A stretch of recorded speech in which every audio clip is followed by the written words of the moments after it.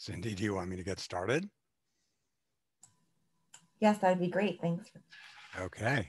All right. Well, hello and welcome everybody. I'm Richard Kravitz, the director at UC Center Sacramento, and it's great to virtually see all of you out there.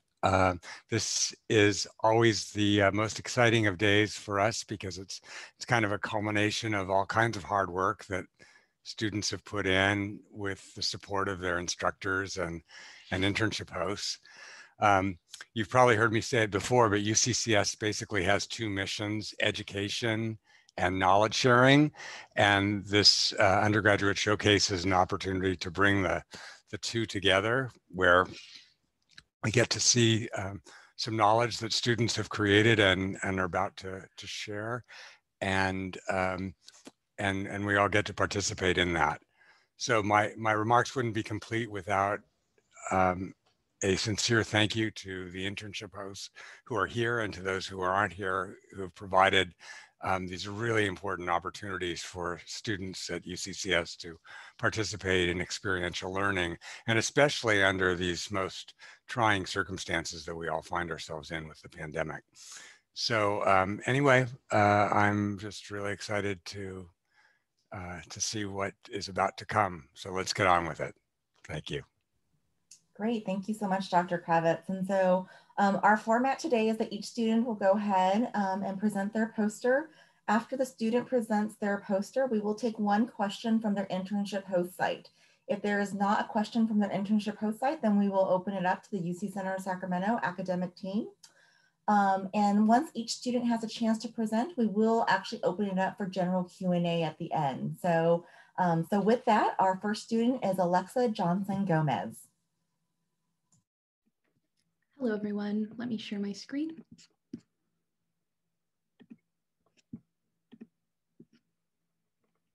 So my name is Alexa Johnson-Gomez. My home campus is University of California, Davis, and my project is entitled Rehabilitation, the Key to Reducing Recidivism. In 2019, the California State Auditor reported that the CDCR's rehabilitation efforts had failed to lower the recidivism rate, referencing a general assumption that quality rehabilitation correlates with low recidivism. Texas is a possible model for California to emulate. In Figure 1, you can see how these states are similar, except that California's recidivism is far higher.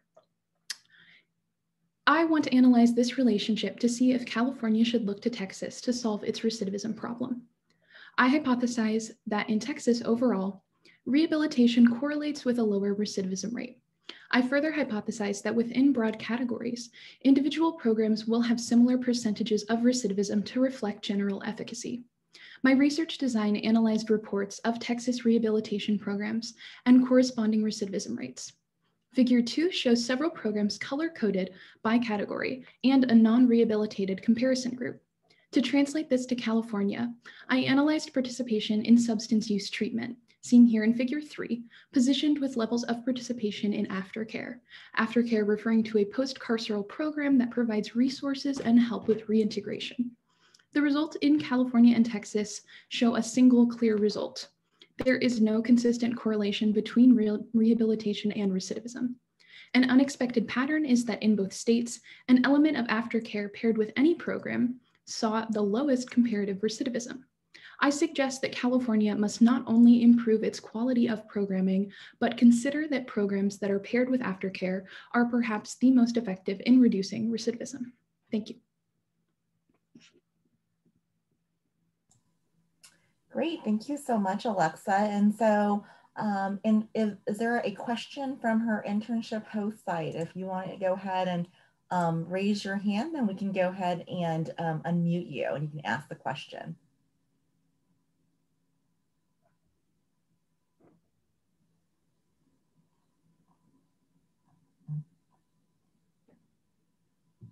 All right, if not, we'll go over to the academic team. Then someone from the academic team has a question for Alexa.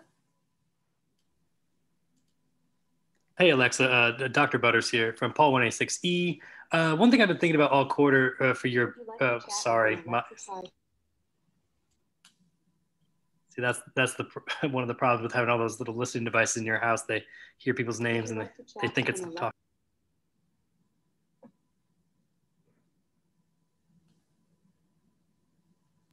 My question was, though, sorry about that. What other outcomes might be interesting to look at in the future outside of recidivism? If there's no consistent relationship between these incarcerated programs when people are in prison, what would be something else that would be interesting to look at that's not recidivism? Do you have any thoughts on that? Do you mean as like a measure of effectiveness for rehabilitative programming? Yes. That's a really good question. Yeah, I'm not sure. I think kind of on the flip side of things, there's probably other ways to measure certain things in accordance to recidivism, but I'm not really sure how we can measure effectiveness of rehabilitation without the variable of recidivism. But yeah, that would definitely be interesting to research further. Cool, thank you. Great, thank you so much, Alexa. And so our next student is Carlos Magical.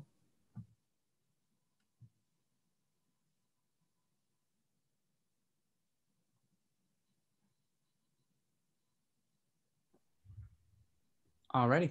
Good morning, everyone. My name is Carlos Madrigal, and today I'll be presenting my research on the American Dream, locus of control, and inequality in the Golden State. The American Dream is a subjective belief that regardless of social or income status, with enough risk and hard work, one could be the most successful they can be in the United States. But since 1980, California's mimicked the growing national wealth and income inequality trend, furthering the polarization of economic classes. Rational actors seek to maximize their own utility, so it's curious that in this society championed by the belief that anything's attainable through one's own efforts, that there are such differing wealth and income outcomes. I question if those who receive income assistance feel differently about their life outcomes than those who do not need assistance, and I hypothesize that receiving income assistance will impact one's perceptions of life satisfaction based on the concept of locus of control. Specifically, increased reliance on income assistance will decrease life satisfaction.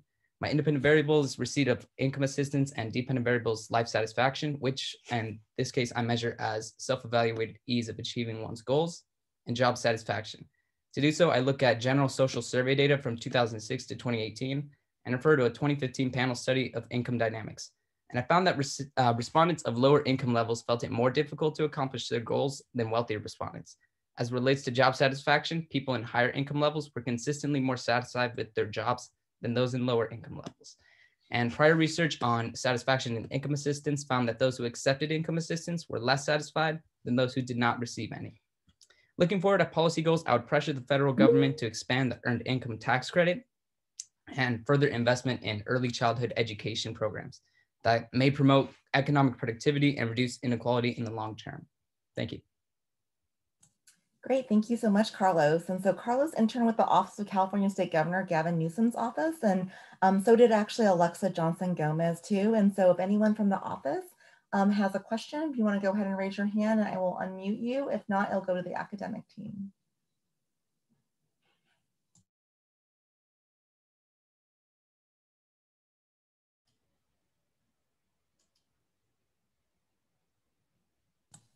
All right, the academic team.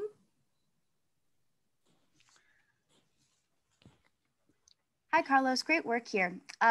This is Paige. I just wanted to ask you if you had thought about different ways to measure this concept of locus of control and sort of how you would go about measuring it beyond asking just about job satisfaction.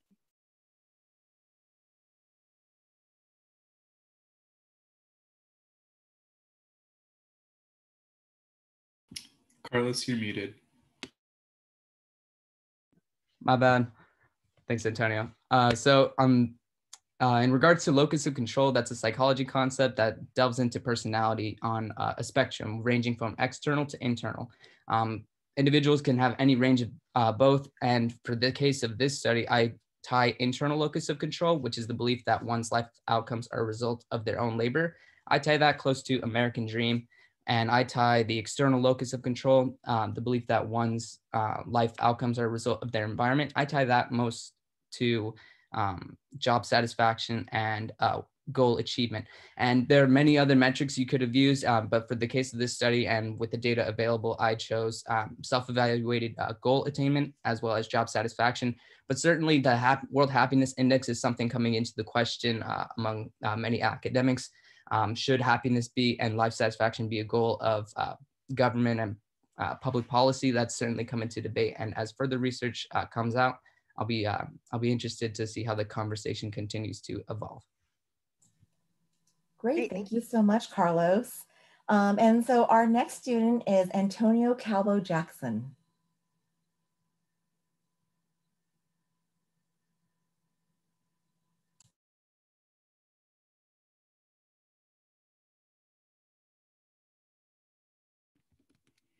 All right, hello everyone. My name is Antonio Calvo Jackson. I'm a senior at the University of California, Santa Cruz, and my project is called A Breath of Fresh Pollution, the impacts of Alameda County Transit's Clean Corridors Plan on Oakland's asthma prevalence.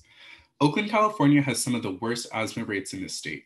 To meet the 2018 CARB regulation of converting all of the public transit fleets within the state to zero-emission buses, Alameda County Transit has created a transition plan that aims to benefit the most vulnerable communities called the Clean Corridors Plan.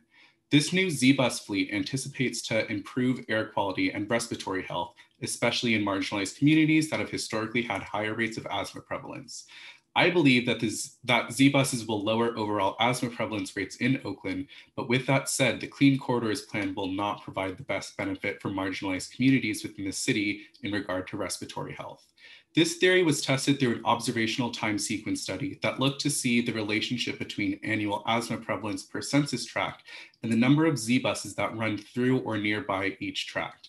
It was conducted through visual analysis using ArcGIS mapping of the CDC's annual asthma prevalence data, as well as utilizing ArcGIS's buffer tool to analyze which clean corridor routes will likely have a positive impact per census tract on asthma prevalence. Through this analysis, I found that there was a negative correlation between a tract's average asthma prevalence and how many Z-buses ran through it. The selected routes do not provide the best benefit for marginalized communities with historically higher prevalence rates. I also found that there was actually an increase in asthma prevalence from 2014 to 2019. While the overall benefit of a full Z-bus fleet is still unknown, I propose that as AC Transit continues its Z-bus transition, it should prioritize the lines that run through communities with higher prevalence rates. Thank you. Great, thank you so much, Antonio. And so Antonio interned with the California Governor's Office of Planning and Research. And so if there's a question from his internship host site, if you want to go ahead and raise your hand and I will go ahead and call on you.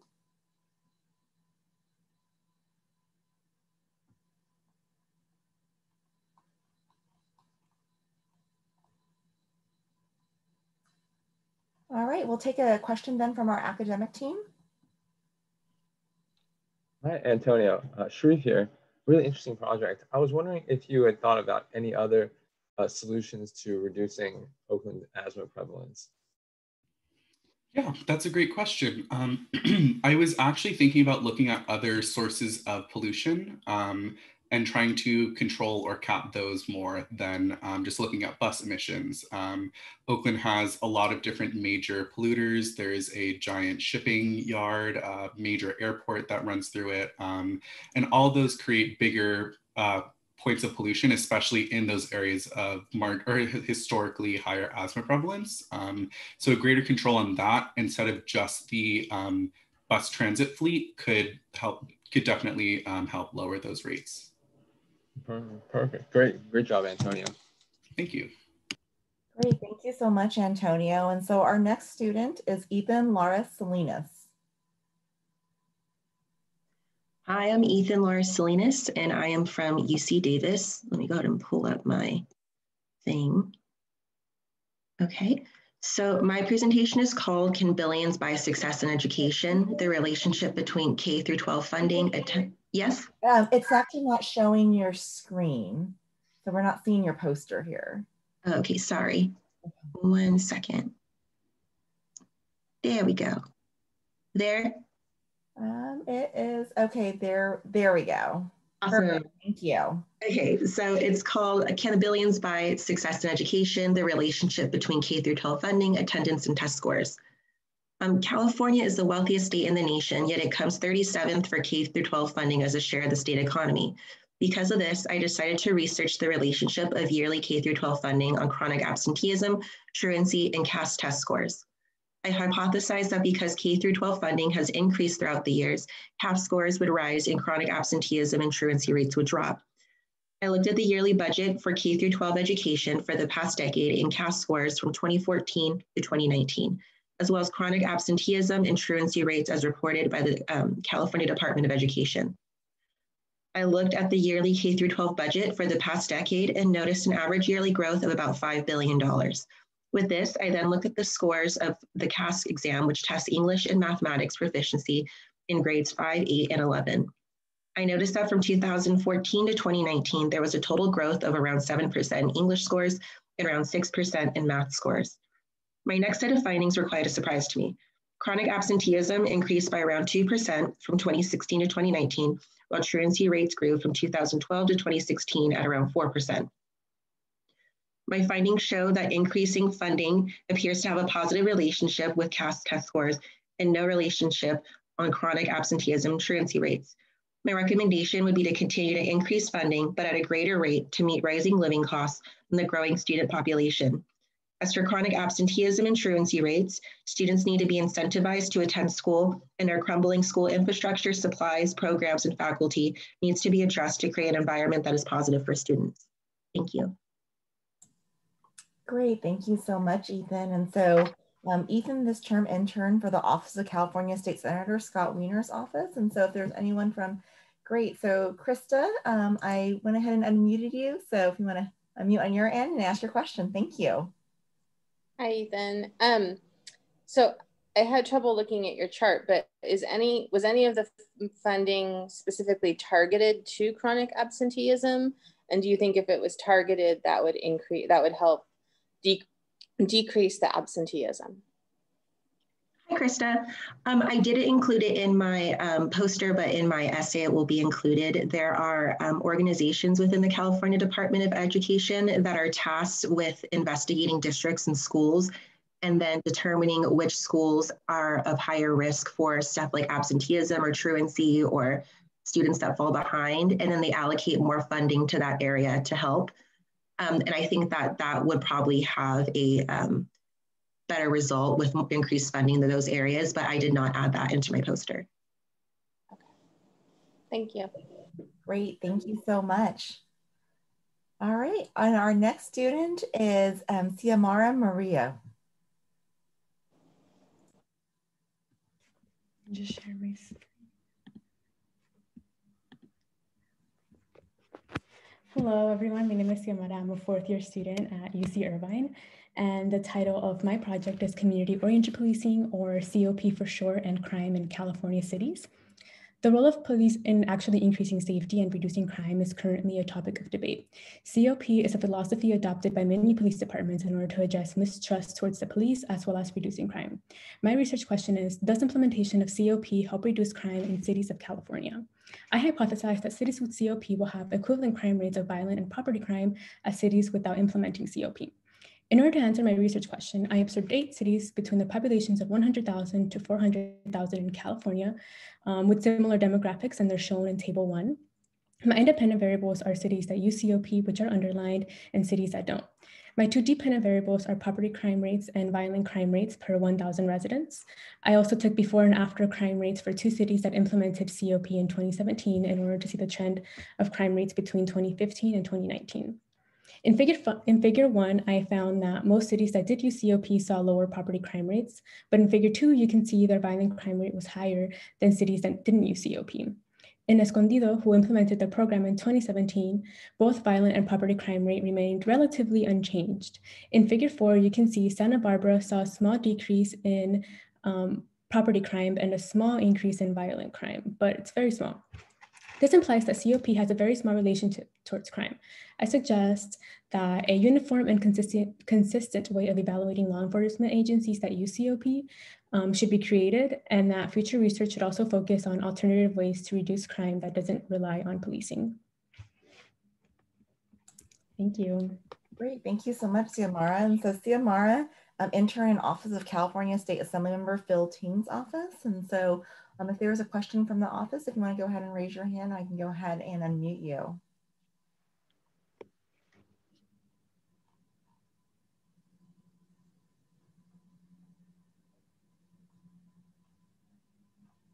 All right, and then a question from our academic team. Hi, Xiomara. Great job. This is Maria Pantoja, your instructor for Poll 195. I see on your poster that you say that the current model of COP is too weak to create a substantive effect on crime rates. Can you explain a little bit more what you mean by COP being too weak? Yeah, so a big part of the COP model is to rely on the community in order to address causes of crime. But I think that that is a lot more difficult in cities that are larger. It's just very difficult to address that mistrust towards the police. And we're seeing that a lot now. So that's why I think that relying on while the community is a good place to focus on in order to reduce crime, I don't think that the police are the appropriate people to do that. All right, thank you. Great, thank you so much both. All right, so our next student is Ruth Garcia Espino. Hello, good morning. Let me share my screen. Looks good, thank you. Hi, my name is Ruth Garcia Espino, and my research topic, I'm from UC Davis, and my research topic is gun ownership and the caliber of gun violence in California. My research question is, what does gun ownership look like in California, and do concealed gun permits, a measure of gun ownership, correlate to gun violence in California? I hypothesize concealed gun permits will be positively correlated with rates on gun violence across California. In my research design, Figure 1 examines firearm ownership in California using the 2018 California Safety and Wellbeing Survey results. Figure 2 involves examining public opinion in regard to attitudes towards gun policies in the state. Figure 3 shows my independent variable where I examined active, concealed gun permits per county, a 2015 proxy measure for overall gun ownership. My dependent variable analyzed statistical data on firearm fatalities by county per capita from available 2014 to 2018 data from the CDC Wonder and Whiskers databases. In a state level analysis, Figure 4 shows the rates of active gun permits and firearm deaths in 3 other highly populated and diverse states. Among my findings, I found active concealed gun permits and firearm deaths by county to show a weak positive relationship. Moreover, in counties where there are higher rates of my variables, those counties are mostly urban. Finally, my policy recommendation would suggest future research should look into firearm ownership across by county across California. Thank you. Great, thank you so much, Ruth. And so, this term, Ruth interned with the Office of California State Assembly Member Cotty Petrie Norris's office. And so if there was anyone from the office that had a question, just go ahead and raise your hand. There we go. So Andrew Medina, I just unmuted you. Hi, this is Andrew Medina, Legislative Director at the Assemblywoman Cotty Petrie Norris. Just wanted to say thank you to Ruth for a great internship term with our office. She's been very helpful and very key for us to address the pandemic, as well as do a lot of bill vetting for legislation that we're introducing right now. My question on here is, do you have any comments in terms of, are there other gun policies that you think might be impacting the data here, such as full banning of certain guns or bullets that might separate California from other states? Hi, Andrew. Thank you for your question. So to answer your question, first, I used a proxy measure of concealed gun permits rather than the totality of firearm ownership itself. So that is one thing or one measure that is affecting this, but in terms of, in regard to other states, I found that it was interesting that for California, according to the Giffords Law Center, California has the strictest gun laws in the nation. And it ranks, if you see the graph, Figure 4, it ranks second, what I found, in the highest firearm death rates and the highest active concealed gun permits. And so I think that's something that should be further looked into. And as far as gun laws, I think it would be interesting to look further into what exactly can be addressed with legislation, but I think continuing to review legislation, current legislation, and closing existing loopholes is helpful to reduce these numbers. Thank you. Awesome, thank you. Great, thank you very much, Ruth, and thank you, Andrew, too, for the question. So our next student is Jill McGowan. Oh, actually, no, I'm sorry. Our next student is Brian Souza. Skip the line here. Sorry, Brian. No worries. Just gonna share my screen. Awesome. Hello, everyone. My name is Brian Souza. I'm from the University of California, Irvine, and my project is titled Switching to Electric Vehicles in California. So based on the new mandate that Governor Gavin Newsom proposed back in September, in the year 2035, we will be switching from the usage of gas and diesel vehicles to the usage of electric cars. My research question is based on this new mandate. Will electric cars help reduce the risk of wildfires and ultimately climate change? My hypothesis is yes, considering the fact that electric cars are renewable in energy, as well as they don't produce as much CO2 emission, which can produce pollution, which goes out into the air and increases the risk of wildfires. So my independent variable is the electric cars, and independent variable is the cars and as they drive, as they're driven in their effects in the air and whether they produce pollution or not. So based on my findings, I focus on three major topics. I focus on one of the most popular cars driven in California, the most polluted cities in California, as well as what major cities are Californians moving to. And based on the data, I found out that the most popular car actually in California is the Tesla 3, which happens to be an electric car. So there actually seems to be more awareness of people switching to electric cars, which is good.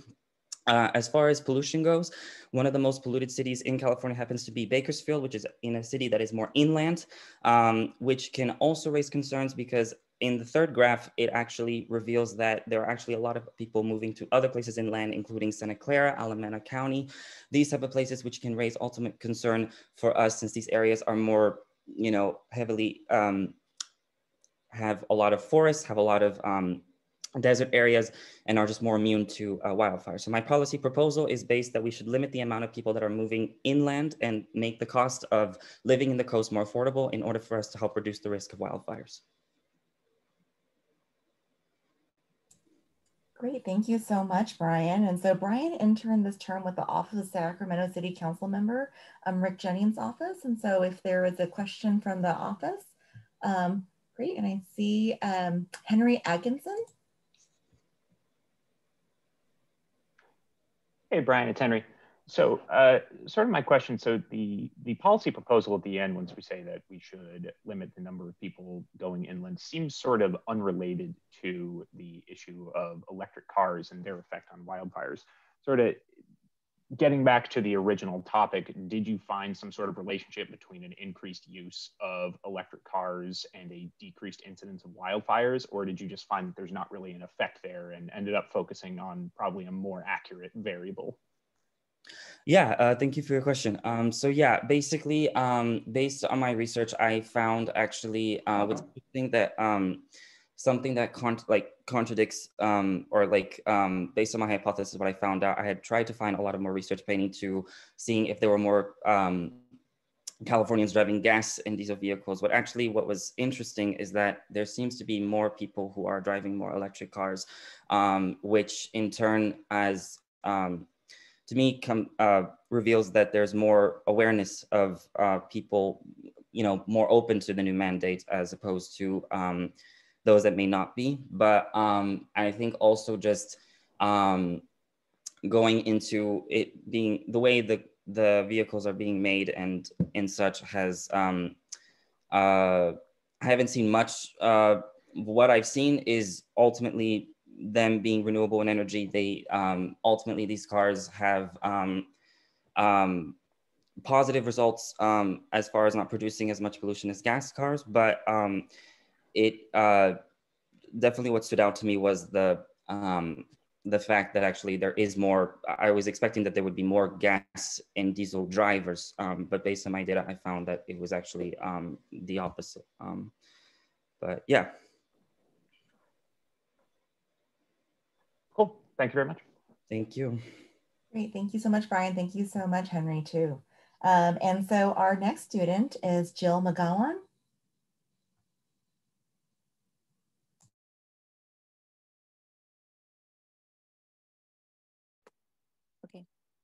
Hello. So my name is Jill Mangawang, and I will be presenting the pandemic bust, the socioeconomic impact of COVID-19 on AAPI and minority communities. Although the pandemic has affected all of us globally, COVID-19 has especially affected minority communities in the US. The Trump administration named the pandemic the Chinese virus, and I wonder if the negative racial connotations encourage stereotypical beliefs. Based on the data provided by the US Bureau of Labor Statistics and the US Census Bureau, I hypothesize that AAPI are significantly more impacted by COVID-19 in comparison to other minority groups due to xenophobic attitudes. Figure 1 indicates that before COVID-19, AAPI had the lowest unemployment rates within the minority groups. And by April, the number increased to an extreme high, where AAPI were just as hit as comparable with Latinx and Black Americans. Figure 2 indicates that although from February to April, Black Americans and Latinx had high decreases in active businesses, the Latinx community were able to recover at a faster rate, whereas the Black and AAPI businesses continue to decrease. Based on the data, I conclude that AAPI and Black communities have both been negatively impacted due to COVID-19. By marginalizing AAPI into one grouping, the data can often be misleading, especially because COVID data is already difficult to receive. By separating AAPI based on subcultures, it can lead for more effective representation and data in future studies. Thank you. Great, thank you so much, Jill. And so this term, Jill, interned with the Cal Asian Chamber of Commerce. And so if there was anyone from the office that had a question for her, you can go ahead and raise your hand and I'll go ahead and unmute you.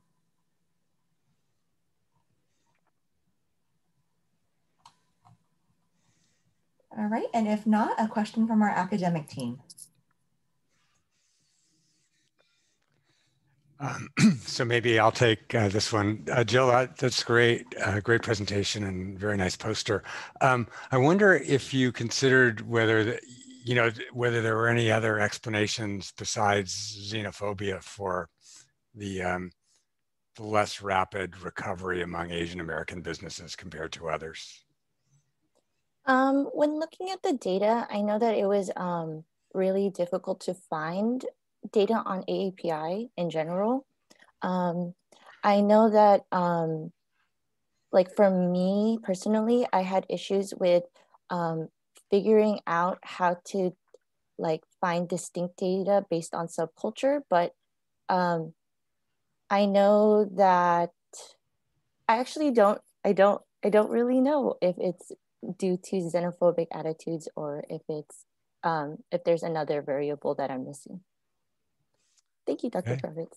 Thanks. Great. Thank you, Dr. Kravitz, and thank you, Jill. And so our next student is Santos Ayhan.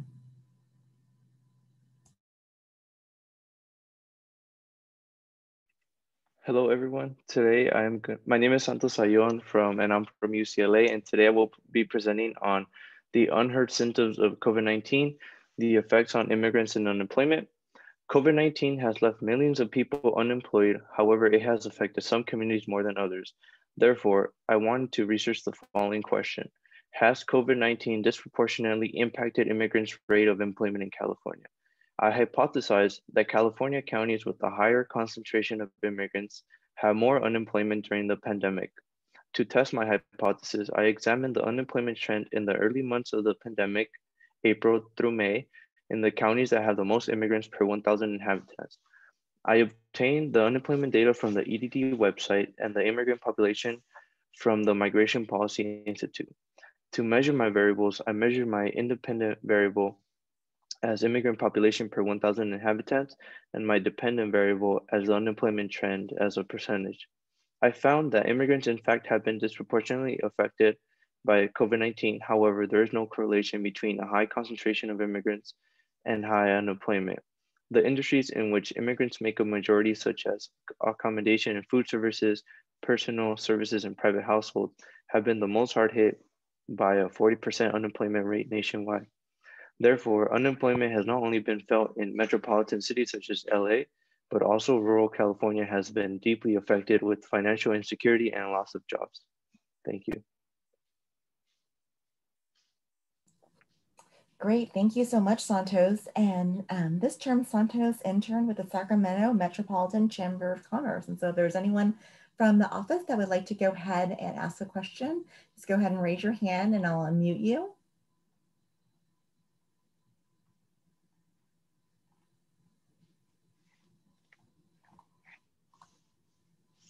And if not, we'll go ahead and take a question from our academic team.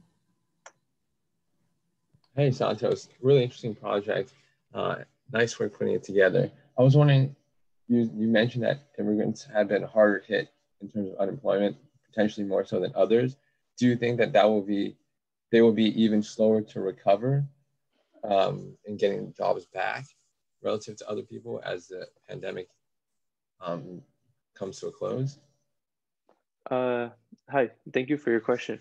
Yes, I do believe it will take for them longer since, I mean, most of the industries that were most hard hit, they tend to be working with people in close proximity. So as we go evolving with this pandemic, I mean, hopefully, you know, with the news of the vaccine and then the extra precautions we take, but I feel this is going to be like a slow and steady movement towards, you know, getting everything back.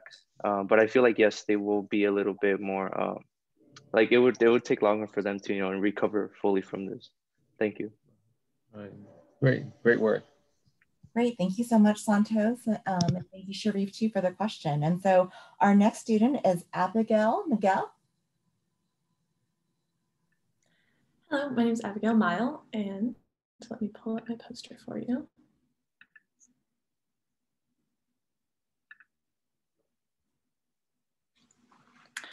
I'm a fourth-year student at UC Davis, and my research project is entitled The Human Right to Water in California, Gauging Water Quality Disparities in Marginalized Communities. So there are over 1 million people in California who lack access to high-quality drinking water. My research investigates whether certain populations are more impacted by poor drinking water than others. I did this by examining water quality in tribal lands versus non-tribal lands, unincorporated areas versus incorporated areas, and areas with high minority concentration versus low minority concentration. I hypothesized that tribal lands, unincorporated areas, and areas with high minority concentration would be more impacted by poor water quality because these areas are often served by small water systems with limited financial resources. To test my hypothesis, I calculated an overall water contamination score for water systems within each census tract of California, with higher scores reflecting higher levels of contaminants in the water systems within that census tract. I found a statistically significant difference in the average contamination scores of tribal lands and non-tribal lands, and incorporated areas and unincorporated areas, showing that tribal lands and unincorporated areas experience higher levels of drinking water contaminants than non-tribal lands and incorporated areas. I did not find a statistically significant difference in means between census tracts with and without high minority concentrations, however. So this research provides important information to multiple government and nonprofit water programs that are currently designing water infrastructure improvement projects statewide. By identifying the populations most vulnerable to poor drinking water quality in California, these programs will be able to design projects to improve their infrastructure more effectively. Thank you. Great, thank you so much, Abigail. And so with this term, Abigail interned with the Local Government Commission. And so if there's anyone from the office that'd like to go ahead and ask her a question, if you can go ahead and raise your hand and I'll unmute you.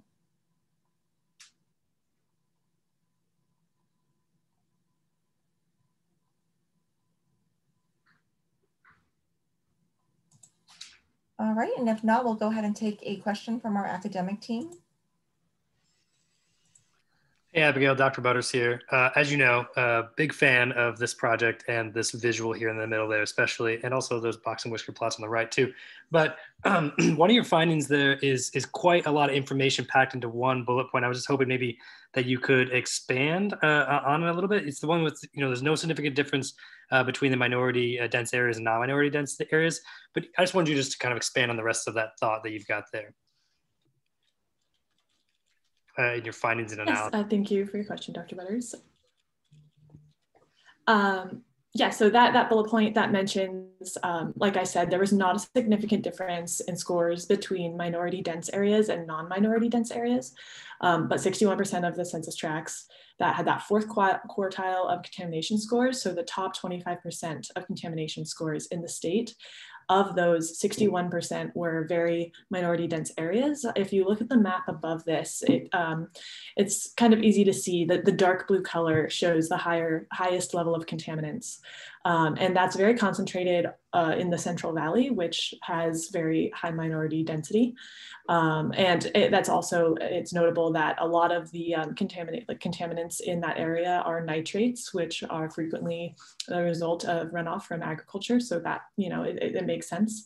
But yeah, that's a little bit more about what that finding means. Perfect, that's all I needed to hear, thanks. Great, thank you so much, Abigail and Dr. Butters. And so actually that's all of our students who have presented. And so we are actually gonna go ahead and open it up to open Q&A. So that means we'll take all questions from the audience as well as questions from our academic team. And they could be directed to any of the students who have just presented.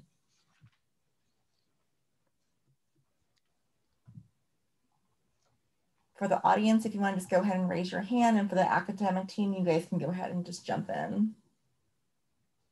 I actually had a follow-up. It's Dr. Butters again. I with Ciamara. Just a quick follow-up. I think we've talked about it in office hours a couple of times. I just wanted you to extrapolate on a little more. Why did you select cities that were only between 100,000 and 400,000 people in each city? Could you expand this analysis to your analysis to the rest of California, or is it just you wanted to look at these size cities for some specific reason? Yeah, I wanted to look at cities between 100,000 and 400,000, just because I wanted to focus on cities that were larger. So we have a lot of really small cities in California, but I wanted to see COP on a larger scale. So I wanted to focus on the bigger ones. And so usually the goal was 100,000 to 500,000, but there weren't any programs implemented in COP for cities that had 500,000. We only have 2 cities in California actually that have a population of between 400,000 and 500,000. So I just focused on the larger cities. Perfect, thanks.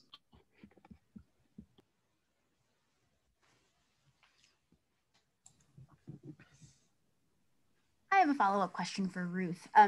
So Ruth, do you think that your results, if you were to look at gun ownership rates, do you think that your results would vary by type of guns that are owned in California? Say, for example, automatic rifles versus sort of personal handgun usage?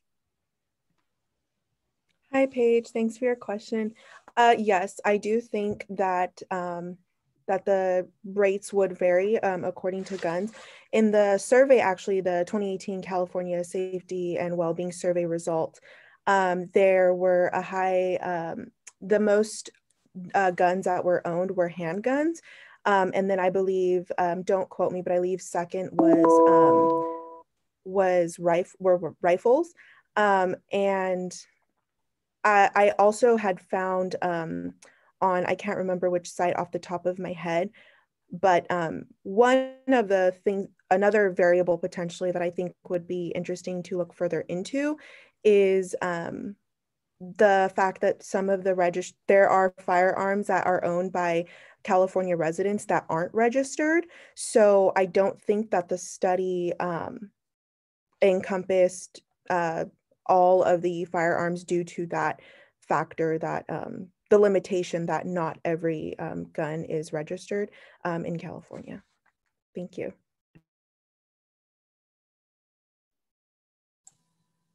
Great, thank you. Other questions, either from the audience, academic team? All right, got a question from the audience. Atlee Keller. Hi there. Actually, this is Danielle Dolan. Sorry, I forgot to change my name. Great. Good to hear from you, Danielle. Thank you. I have a question for Abigail.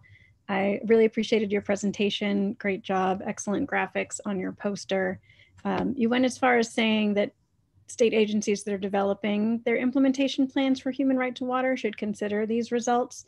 In your report, do you go as far as providing recommendations to those state agencies as to how they should consider your results or what actions they should take?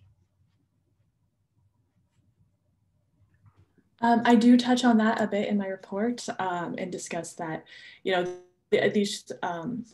the requirements for being able to obtain access to state grants for water system improvement and quality improvement should be opened up more beyond just the current standard low income threshold, or the disadvantaged communities that are for those who don't know, are largely determined just by income level in a community. And so I'd like, and I do recommend that these agencies also consider other possible measures that could show a need for more water quality improvement resources, such as location and proximity to high pollution sources such as agriculture.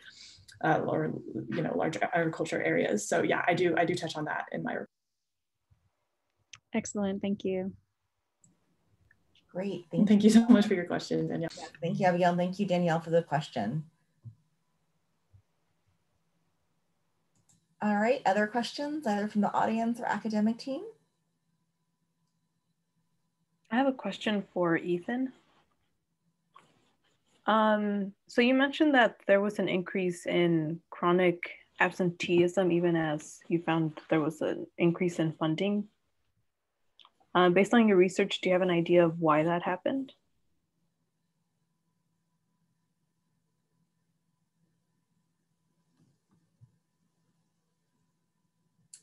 Ethan, I show you still muted.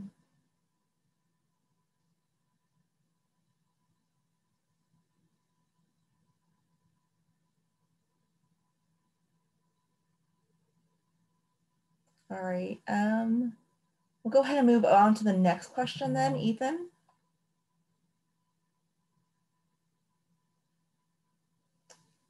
All right, we'll go ahead and move on to the next question then. I did have another question for Brian. I'll just go ahead and do it now. So for your measure on the most popular car, like how was that measured? Was it in terms of usage or just what opinion or? Yeah, thank you, Professor Bentoa, for your question. Yeah, so I measured in regards to like the most, like as most popular, I guess, in regards to how many people drive the particular vehicle. So based on that data, it was more regards to how many people, drive the vehicle. So yeah, it was more based on in that concept. All right, thank you. Thank you.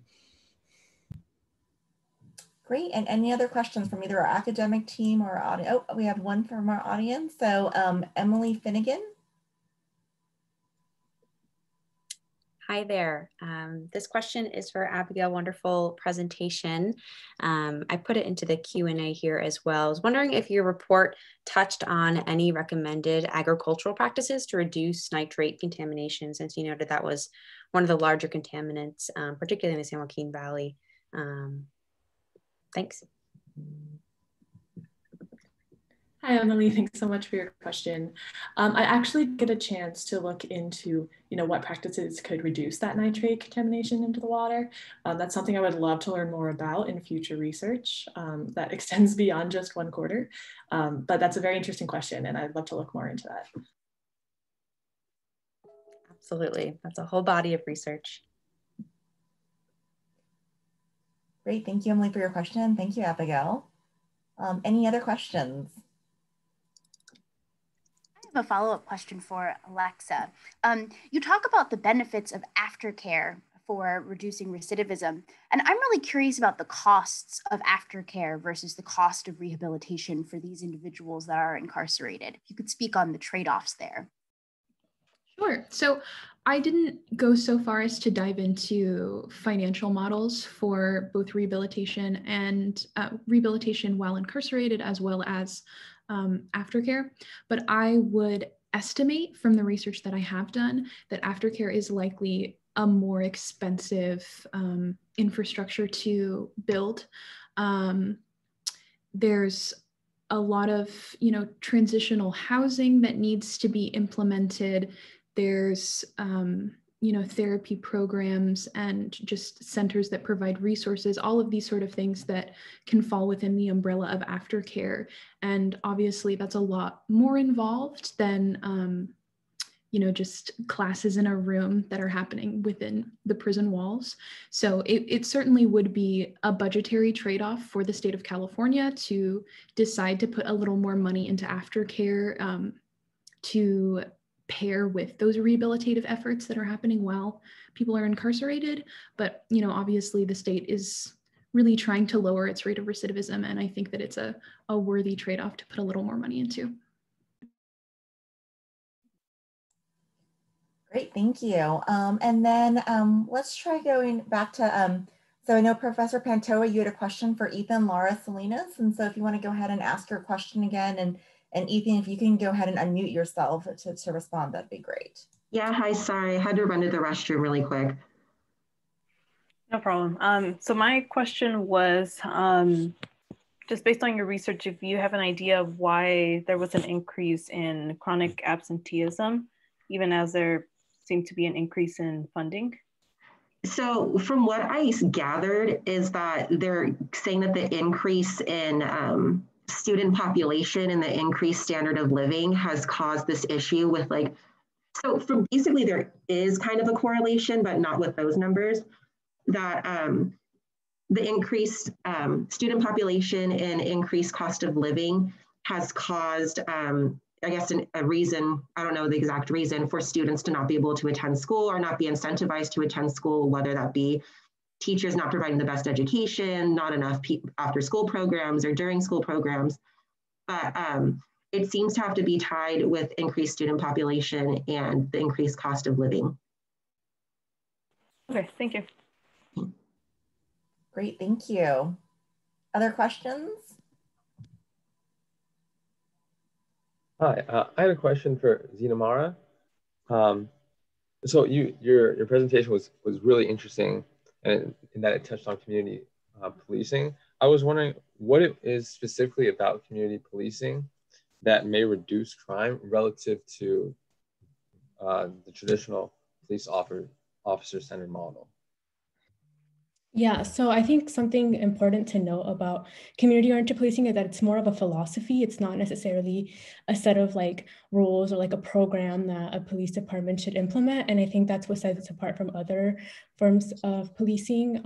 So it's more of a certain prescription of things that a police department should do. So then it'll have a focus on problem solving, and then a community portion as well. And it also has an element of recruitment and also training. I was looking for the word, but and training as well. So I think that's what sets it apart from other focuses, because it's not necessarily just focused on crime. I think it's the perception of the police as well that's really important. And so the goal of the whole philosophy is to address the causes of crime and reducing crime, but through increasing positive perceptions of the police. Perfect. Great work. Thanks so much. Thank you for your question. Great, thank you, Sherry, for the question. And then Xiomara, thank you. And so other questions? I had a follow-up for Antonio. It's Dr. Butters again. So I've been thinking about this the whole quarter with your project as well. And again, I love the maps too. That's great. I like all the things you did there. But something that's been I've been wondering about is kind of how do historical movements of people and where people live specifically, what does that play into your story? I know different parts of Oakland are variously wealthy or full of different kinds of industries. You mentioned all the different other industries which may pollute the air and would be related to asthma rates as well that aren't necessarily related to buses. But I just want to know what role this demographic changes and stuff like that within the city of Oakland over the last 60 years or so really play in your story, or just current setup of demographics within Oakland. Thanks. Yeah, definitely. Thank you so much for that question. A huge part of Oakland's kind of demographic segregation has been redlining through just historical means. The 580 freeway, which is kind of a boundary between North Oakland and East and West Oakland, was the boundary of redlining. If you were a white family, you could live above 580, and if you weren't, you would live below it.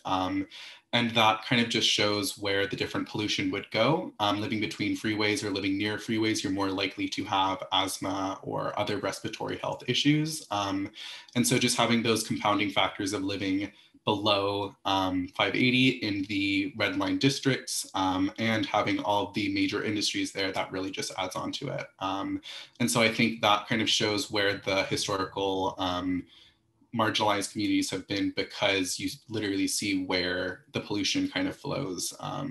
It was hard to see on my maps, but in parts of West Oakland, in any direction, you're surrounded by a freeway. So whichever way the wind blows, you're getting the pollution from the cars driving by. So yeah. Cool, thank you. Great, thank you. Other questions?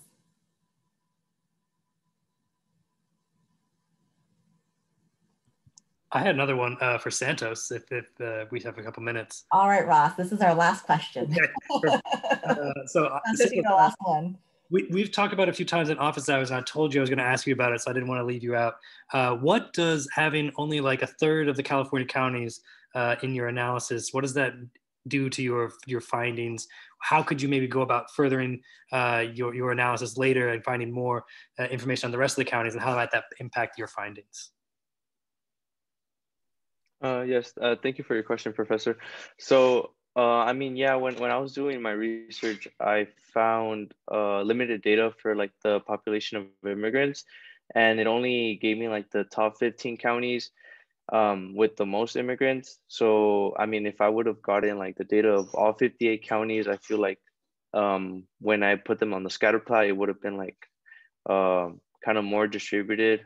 But I mean, despite if I would have gotten the information for all the 58 counties, I feel like, as we've seen, like unemployment has been widespread. And definitely, I mean, I feel the immigrant population, as I mentioned, with their industries in which they work, they have been heavily affected. So I feel like we would see like an overall trend of just like logjobs and financial security overall within all counties. Great, cool, thank you. Great, thank you. So with that, our last question. So thank you so much for attending the UC Center Sacramento Undergraduate Research Showcase. We're so proud of our amazing students and what they've accomplished this term, especially in the unprecedented times that we're in. And so congratulations to our students. And thank you so much for all of our internship host sites who are here with us today and who hosted our students remotely this term. We would not be able to have this internship program without you. So thank you, everyone. And students, job well done. Thank you.